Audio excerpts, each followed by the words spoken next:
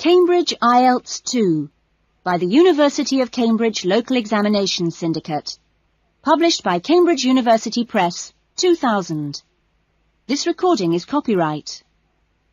Cassette 1, Side 2. Test 2. You will hear a number of different recordings, and you will have to answer questions on what you hear. There will be time for you to read the instructions and questions, and you will have a chance to check your work. All the recordings will be played once only. The test is in 4 sections. Write all your answers in the listening question booklet. At the end of the test, you will be given 10 minutes to transfer your answers to an answer sheet. Now turn to section 1. Section 1. Gavin, a newly arrived student, wants to insure the contents of his apartment. He calls an insurance agent to ask for information. First, you have some time to look at questions 1 to 6.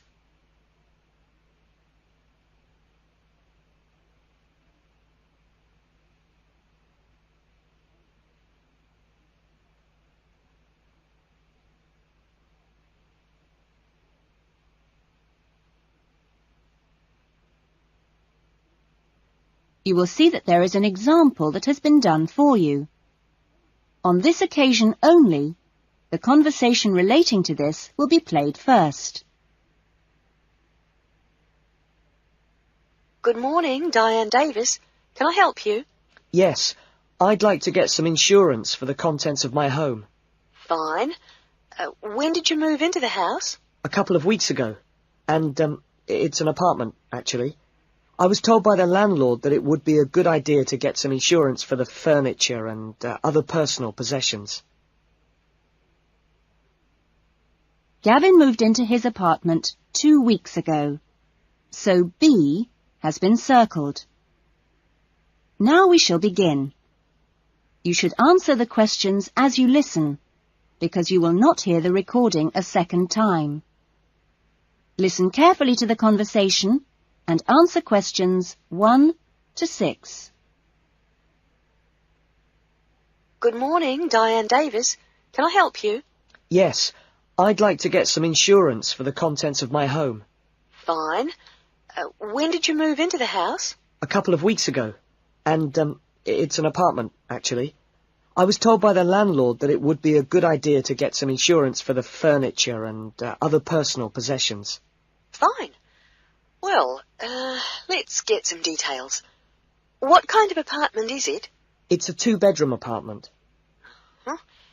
What floor is it on? Why do you need to know that? Because it affects the cost of the insurance. An apartment on the ground floor isn't as protected as others, and there's more chance of a break-in. Really? I didn't know that. It's on the second floor. Second. And how much is the rent? It's $615 per month. Good. And where is it located? In Biggins Street, South Hills. I see. And what things did you want to insure? Well, what do you recommend?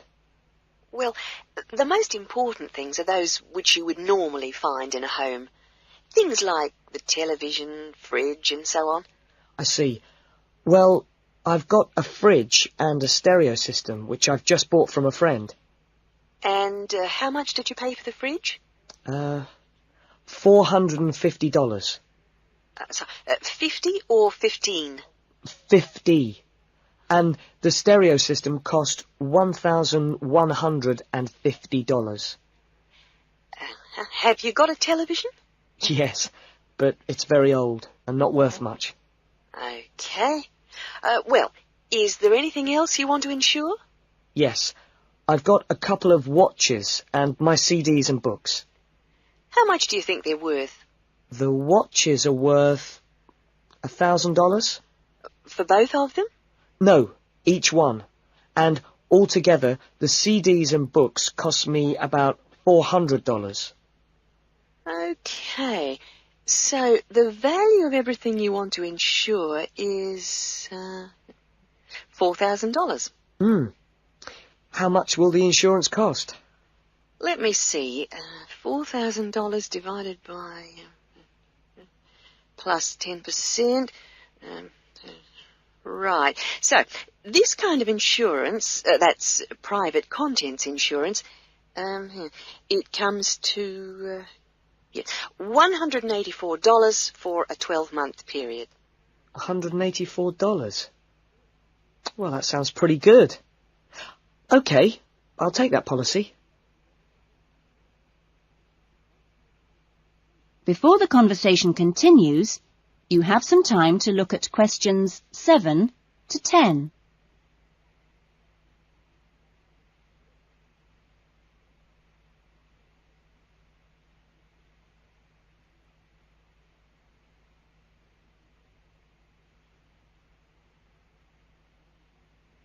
Now listen carefully and answer questions 7 to 10. Can I arrange the policy over the phone? Sure. Just let me get the details down. So, that's Mr. Gavin Murray. That's M-U-R-R-A-Y. And the address is? It's 16C Biggins Street, South Hills. Okay. 16C Biggins Street, South Hills? That's right. It's 2 words. South Hills. And your date of birth is? 12th of November, 1980. And your contact number? Home phone number is 9872 4855. Right. And, you're Australian? No, I was born in London, although my mother is from Tasmania. Oh, really? Whereabouts? Hobart. I see. Interesting place. Now, are you working at the moment? No, I'm a full-time student at Sydney University. Right. Good. That is the end of section 1. You will now have half a minute to check your answers.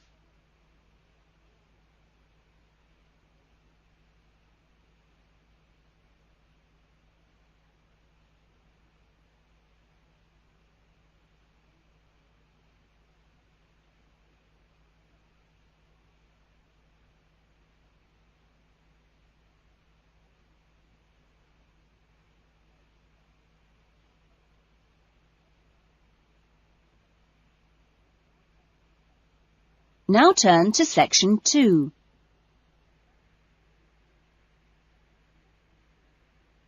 Section 2. You will hear an address by the college president welcoming new students to a residential college. First, you have some time to look at questions 11 to 14.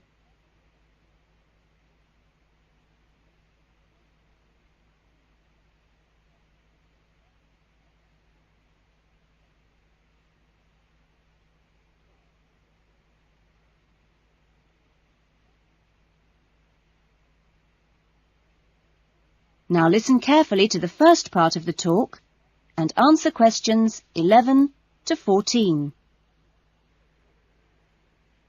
Well, good morning, everyone. It's good to see you all here. Welcome to Smith House. Smith House, as you may or may not know, is one of the oldest residential colleges of the university. As you can see, the building you're in now, which contains this main lounge, the dining room, the recreation room, the kitchen and the offices, was part of the original old house built in the 1840s, to be used by the family of George Smith. That's, of course, how the house and college got their names. The original house was converted into a residential college for the university in 1940, and since then has continued to be added on to and modernised. You'll notice when you receive your room allocation in a few minutes that your room number either begins with the letter N, S or W, like this one here.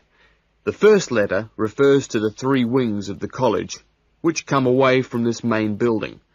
Of course, the letters represent the 3 directions, in this case, north, south and west. Each wing has 2 floors, and so the next number you see is either 1 or in this case 2, and this indicates which floor your room is on. The number after that is your individual room number. So it's quite simple to find any room by going to the right wing, then floor, and then room number. Before you hear the rest of the talk, you have some time to look at questions 15 to 20.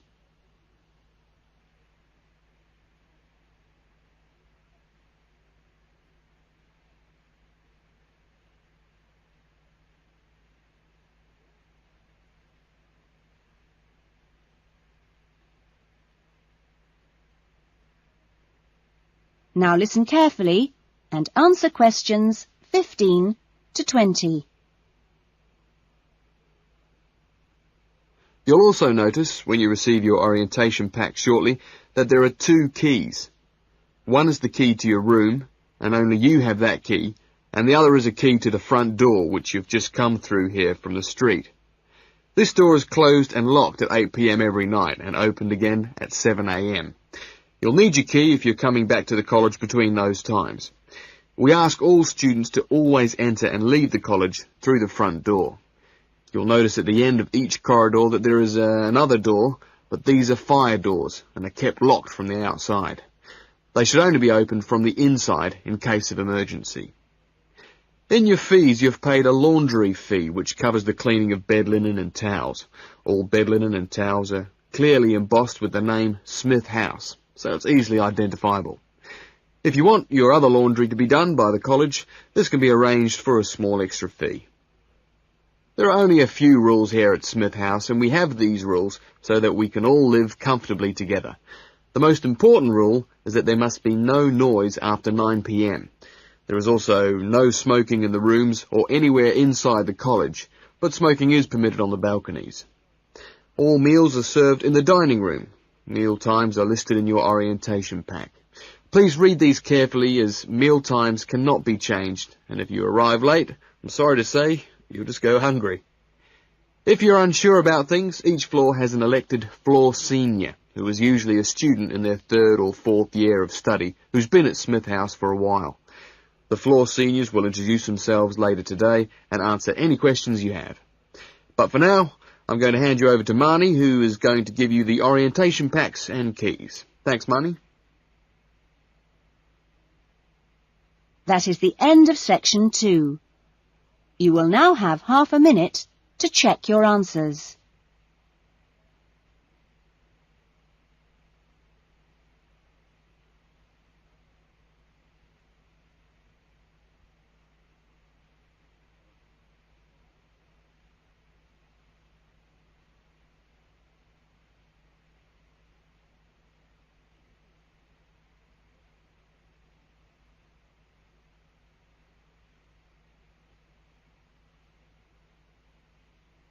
Now turn to section 3. Section 3. You will hear a conversation between 2 students, Lynn and Robin, who are discussing an assignment. First, you have some time to look at questions 21 to 30.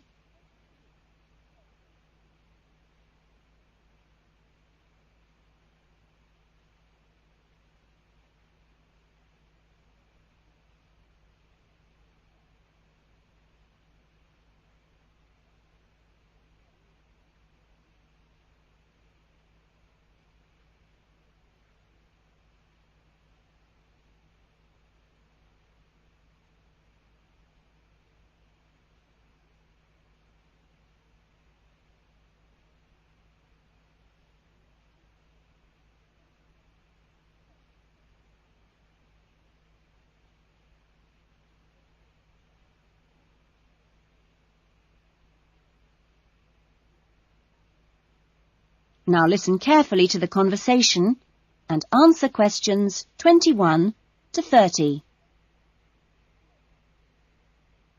That essay we have to write, the one on how children learn through the media, how are you planning to write it?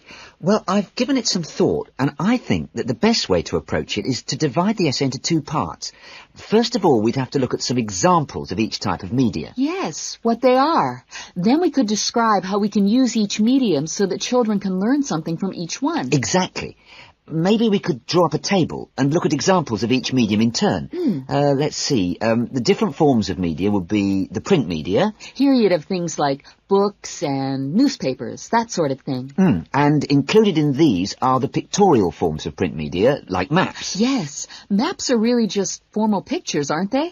And then there are what we call the audio forms of media, where children can listen. CDs and radios are probably the best examples because a lot of children have access to these, especially radios. And this would lead into the audio-visual media, which can be seen as well as heard.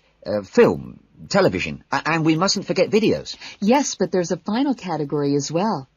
Computers that make up the so-called electronic media. In the United Kingdom and Australia, they say that 1 in 3 families has a computer now. Yes, I believe it. Well, that's a good list to start with. We're really getting somewhere with this essay now. So let's move on to when each type of medium could be used. I guess we could start by trying to identify the best situation for each type of media. What do you mean?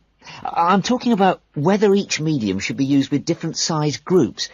For example, we could look at pictures and ask whether they're more useful for an individual child, a few children together, or a full class. In this case, I'd say pictures are best with individual children because they give them an opportunity to let their imaginations run wild. Yes, I see. Let's take tapes next.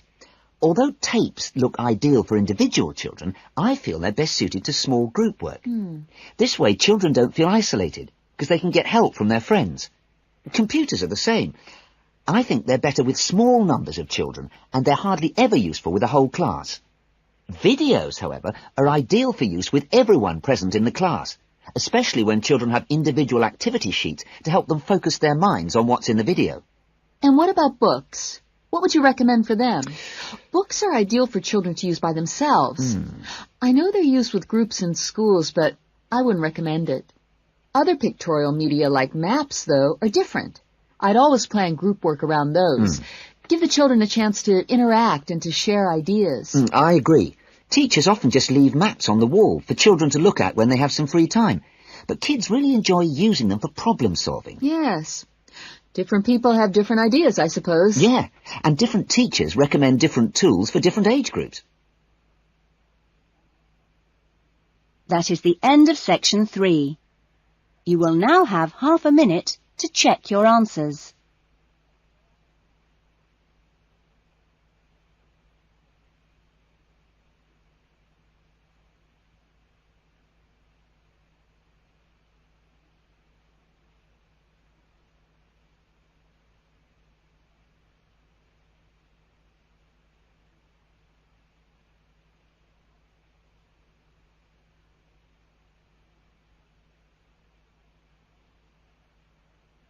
Now turn to section 4.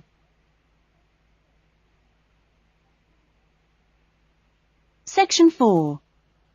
You will hear a lecturer talking to a group of students at the beginning of a course in rural development. First, you have some time to look at questions 31 to 40.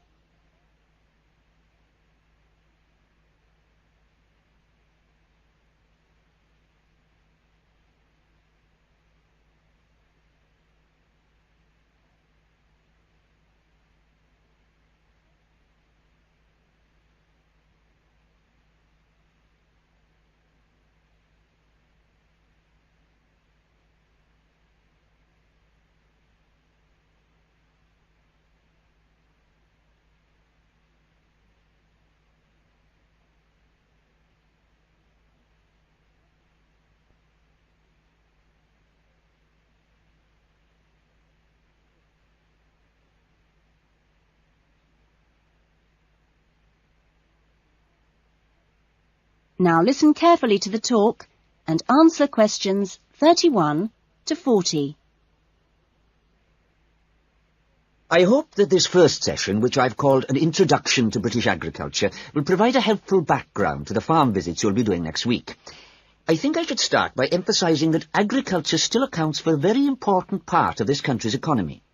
We are used to hearing the UK's society and economy described as being industrial, or even post-industrial. But we mustn't let this blind us to the fact that agriculture and its supporting industries still account for around 20% of our gross national product. This figure is especially impressive, I think, when you bear in mind how very small a percentage of the UK workforce is employed in agriculture. This is not a recent development. You'd have to go back to 1750 or so to find a majority of the workforce in this country working in agriculture. By the middle of the next century, in 1850 that is, it had fallen sharply to 10%, and then to 3% by the middle of the 20th century. And now just 2% of the workforce contribute 20% of GNP. How is this efficiency achieved? Well, my own view is that it owes a great deal to a history over the last 50 or 60 years of intelligent support by the state, mainly taking the form of helping farmers to plan ahead. Then the two other factors I should mention, both very important, are the high level of training amongst the agricultural workforce. And secondly, the recognition by farmers of the value of investing in technology. Now, although the UK is a fairly small country, the geology and climate vary a good deal from region to region. For our purposes today, we can divide the country broadly into three. I've marked them on the map here. The region you'll get to know best, of course, is the north, where we are at present. The land here is generally hilly, and the soil's thin. The climate up here, and you've already had evidence of this, is generally cool and wet. As you'll see next week, the typical farm here in the north is a small, family-run concern, producing mainly wool and timber for the market. If we contrast that with the eastern region, over here, the east is flatter and more low-lying, with fertile soils and a mixed climate. Average farm size is much bigger in the east, and farms are likely to be managed strictly on commercial lines. As for crops, well, the east is the UK's great cereal-producing region. However, increasingly significant areas are now also given over to high-quality vegetables for supply direct to the supermarkets. The third broad region is the west, where it's a different story again. The climate is warmer than in the north and much wetter than in the east. The resulting rich soils in the west provide excellent pasture, and the farms there are quite large, typically around 800 hectares. The main products are milk, cheese and meat. So, clearly, there are marked differences between regions, but this does not prevent quite a strong sense of solidarity amongst the farming community as a whole, right across the country. This solidarity comes in part from the need to present a united front in dealing with other powerful interest groups, such as government or the media. It also owes something to the close cooperation between all the agricultural training colleges, through which the great majority of farmers pass at the beginning of their careers. And a third factor making for solidarity is the national structure of the Farmers' Union, of which virtually all farmers are members. Finally, in this short talk, I'd like to say a little about the challenges facing farmers in the next century. That is the end of section 4. You will now have half a minute to check your answers.